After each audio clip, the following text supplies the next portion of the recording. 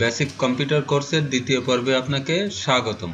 প্রথম পর্বে আমরা কম্পিউটারের বিভিন্ন যন্ত্রাংশের সাথে পরিচিত হয়েছি। চলুন তাহলে আমরা দ্বিতীয় পর্বের কাজ শুরু করি। পূর্বেই জেনেছি এইটা হলো কম্পিউটারের সিস্টেম ইউনিট। এখানে দেখেন একটা পাওয়ার বাটন আছে। কম্পিউটার ওপেন করার জন্য এই পাওয়ার বাটনে আপনাকে প্রেস করতে হবে। পাওয়ার বাটনে প্রেস করার অল্প কিছুক্ষণের ভিতরে এই ধরনের একটা ইন্টারফেস আপনাদের সামনে চলে আসবে। আসার পরে এখন আমরা মূল কাজটি শুরু করব। এই যে পুরো স্ক্রিনটা দেখছেন, এটাকে বলা হয় ডেস্কটপ বা উইন্ডো। উইন্ডো অর্থাৎ জানালা। কম্পিউটারের এই ডেস্কটপটাকেও উইন্ডো বলা হয়। যখন আপনি কোনো জানালার পাশে গিয়ে দাঁড়াবেন, তখন আপনি বাইরের সব কিছুই দেখতে পাবেন। তেমনি করে এই উইন্ডোর ভিতর থেকে আপনি কম্পিউটারের ভিতরে কি কি জিনিস আছে সব কিছু আপনি দেখতে পাবেন। যেমন আমি যদি এই দিস পিসিতে ক্লিক করি, তাহলে এই ডায়লগ বক্সটা ওপেন হয়ে যাবে।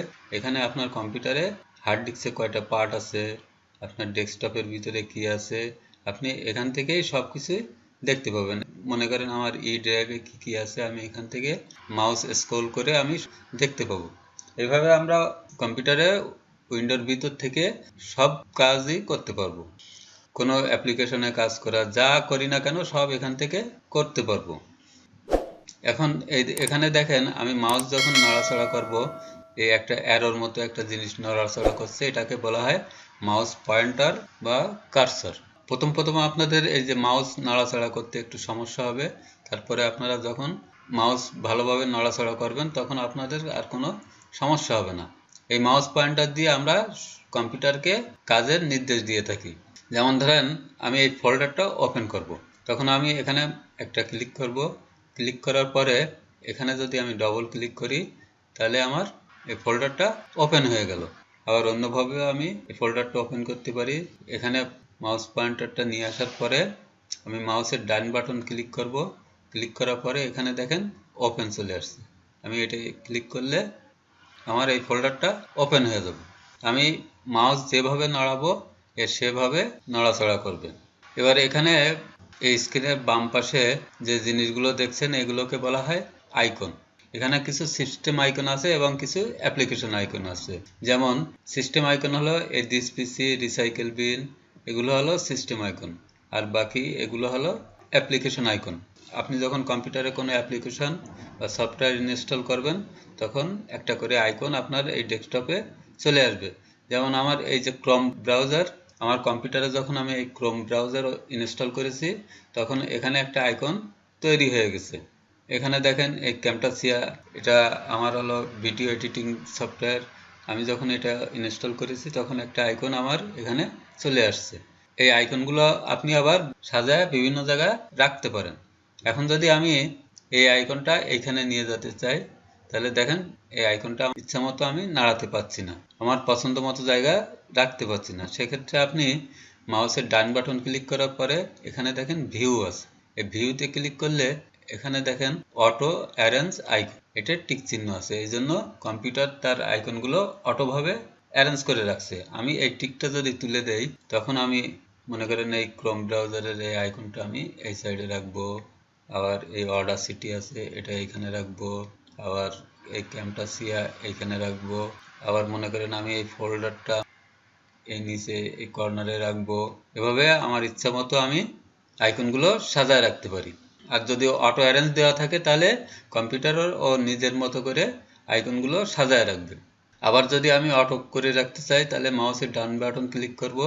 ক্লিক করার পরে এই ভিউতে ক্লিক করে অটো অ্যারেঞ্জ আইকনে ক্লিক করে দেব। দেখেন আমার আইকনগুলো অটো হয়ে গেছে। এখন কোনো কারণে যদি আপনার এই সিস্টেম আইকন ডিলিট হয়ে যায়, তাহলে আপনি কিভাবে নিয়ে আসবেন? মনে করেন আমি এই দিস পিসি ডিলিট করে দিলাম। এখন আমার দিস পিসিটা চলে গেছে। এখন আমি কিভাবে নিয়ে আসব? এই আইকনটা কিভাবে আমি আবার ফেরত নিয়ে আসব? এতো আমার রিসাইকেল বিনেও যায়নি। তখন আমি মাউসের ডান বাটন ক্লিক করব। ক্লিক করার পরে এই পার্সোনালাইজে ক্লিক করব। ক্লিক করার পরে এরকম একটা ইন্টারফেস আমাদের সামনে চলে আসবে। এখানে দেখেন থিমস আছে, আমি এই থিমসে ক্লিক করব। ক্লিক করলে এই ডান সাইডে দেখেন ডেস্কটপ আইকন সেটিং, এটা ক্লিক করব। ক্লিক করার পরে এই ডায়লগ বক্সটা আমাদের সামনে চলে আসবে। এখানে দেখেন রিসাইকেল বিন কন্ট্রোল প্যানেল, এই দুইটা আমার ডেস্কটপে আছে, এই জন্য এই দুইটায় টিক চিহ্ন দেওয়া আছে। আমি যদি এই কম্পিউটারে টিক চিহ্ন দেই, দেওয়ার পরে অ্যাপ্লাইতে ক্লিক করি, ওকে দেই, এবার আমি এটা ক্লোজ করে দেব। দিলে দিস পিসিটা আমার এখানে চলে আসছে। যদি কোনো কারণে আপনার এই আইকনগুলো চলে যায়, সিস্টেম আইকনগুলো চলে যায়, তাহলে আপনি এইভাবে নিয়ে আসতে পারবেন। আবার আপনি এখানে বিভিন্ন ফোল্ডারও রাখতে পারেন। এখানে দেখেন এই যে একটা ফোল্ডার আছে, ডেস্কটপ ফোল্ডার। আমি যদি নতুন আর একটা ফোল্ডার তৈরি করে রাখতে চাই, তাহলে মাউসের ডান বাটন ক্লিক করে এই নিউতে ক্লিক করব। ক্লিক করার পরে এখানে দেখেন ফোল্ডার আছে, এই ফোল্ডারে ক্লিক করলে আমার এখানে নতুন একটা ফোল্ডার চলে আসছে। আমি এখানে ফোল্ডারের নাম দিয়ে দিতে পারি মিজানুর আইটি একাডেমি। দেখেন আমার ফোল্ডারটার নাম চলে আসছে।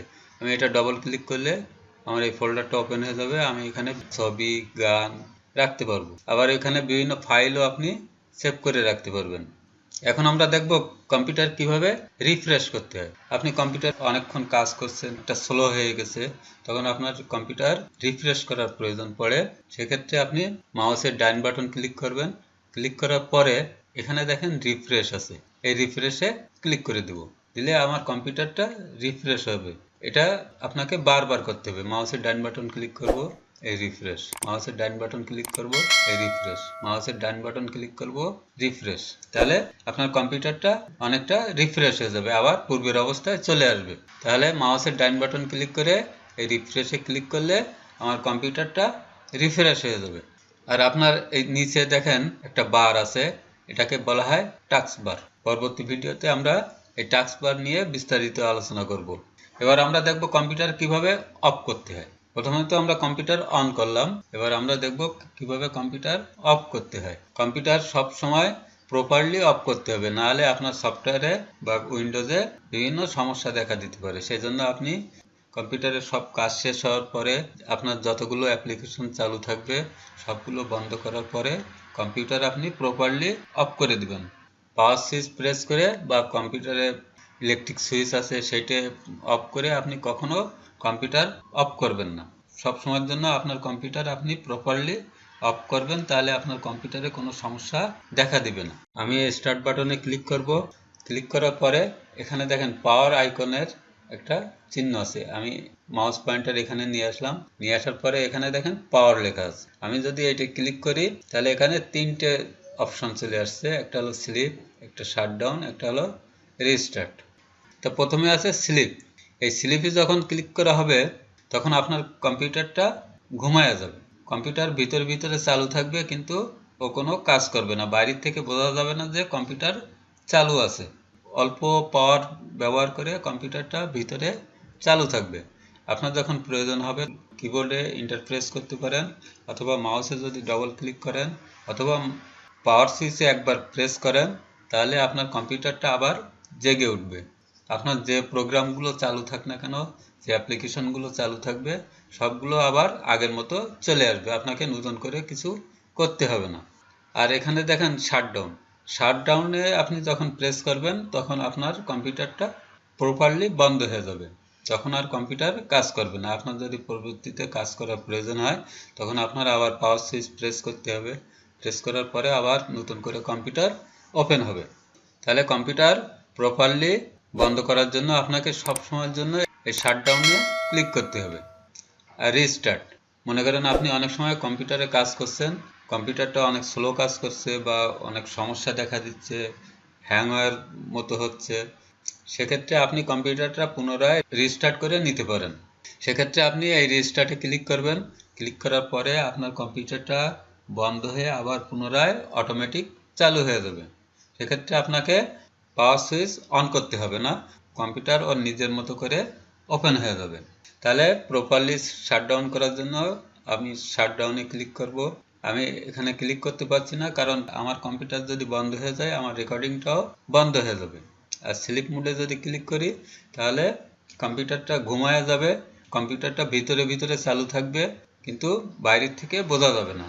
আপনার যখনই প্রয়োজন হবে তখন আপনি কিবোর্ডে ইন্টারপ্রেস করতে পারেন, অথবা মাউসে ডাবল ক্লিক করতে পারেন, তাহলে আপনার কম্পিউটারটা পুনরায় জেগে উঠবে। আর রিস্টার্ট হলো আপনার কম্পিউটারে যদি কোনো সমস্যা হয়, সমস্যা মনে হচ্ছে যে কাজ করতে স্লো কাজ করছে বা অন্য কোনো সমস্যা দেখা দিচ্ছে, সেক্ষেত্রে আপনি রিস্টার্ট করে কম্পিউটারটা পুনরায় চালু করতে পারেন। তো এই ছিল আজকের ভিডিওতে আপনাদের যদি কোনো বিষয় বুঝতে অসুবিধা হয় তাহলে আমাকে কমেন্টস করে জানাবেন।